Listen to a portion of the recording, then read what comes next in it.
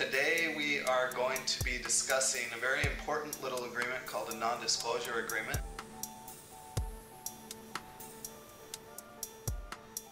To help us understand our rights, we're here with Jeff Makoff. My name is Jason Manley. I'm president of Massive Black Inc. and the founding director of conceptart.org.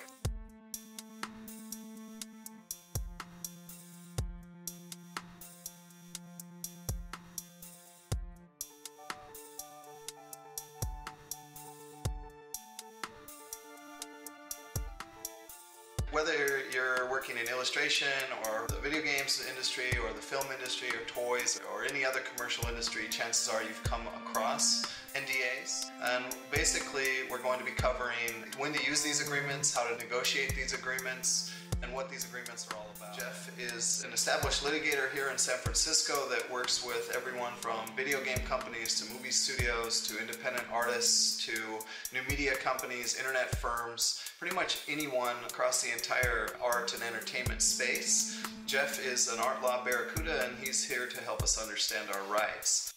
Thank you, Jason. Let's talk about what a non-disclosure agreement, confidentiality agreement, or simply NDA is.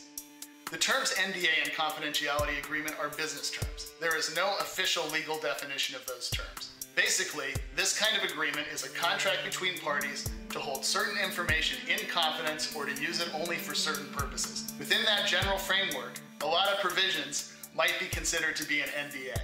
Anytime you don't want information to be spread around or used for a purpose that you don't intend, you might consider having an NDA in your relationship with another party. But what happens if the contract also says something along the lines of any work that you produce will be assigned to the other party, or that work that you do will be deemed a work for hire by the other party? At this point, your antenna need to go up, because this contract now is extending beyond an NDA and it's affecting your intellectual property rights. It could even be the intellectual property rights to work that you did before you even knew this other party and that you're just submitting to them. So you need to be very careful if you see any language along the lines of transfer, assign, work for hire, intellectual property, rights. These are buzzwords that say that more than use or dissemination is involved in the requirement of the customer, but instead was able to accept that requirement and build respect for him because he insisted that the customer also meet his needs as well. Here are a few tips for negotiating with a party who may have a lot more bargaining power than you do. Make yourself easy to negotiate with on a personal level.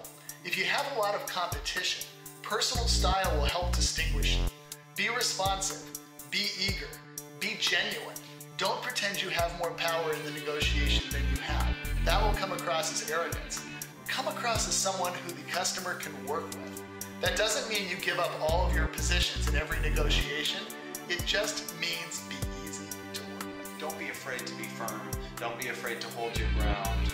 And if you walk away from the table and they walk away from the table and it looks like the deal's done, but what the clause was that you wanted out wasn't really a deal breaker for you, you just wanted it out, then you can always go back and find ways to show that you're in agreement with them.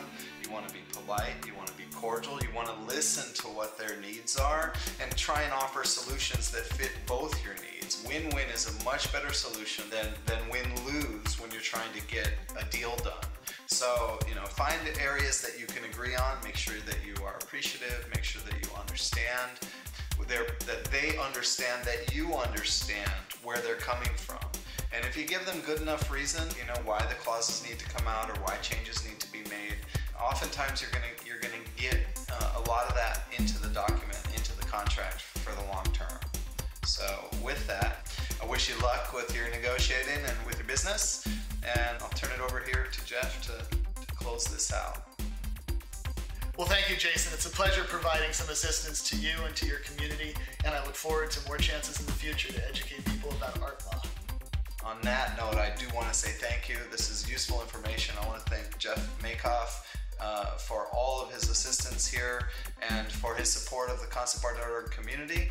And I want to thank you guys again for the support that allows us to do better work in the community.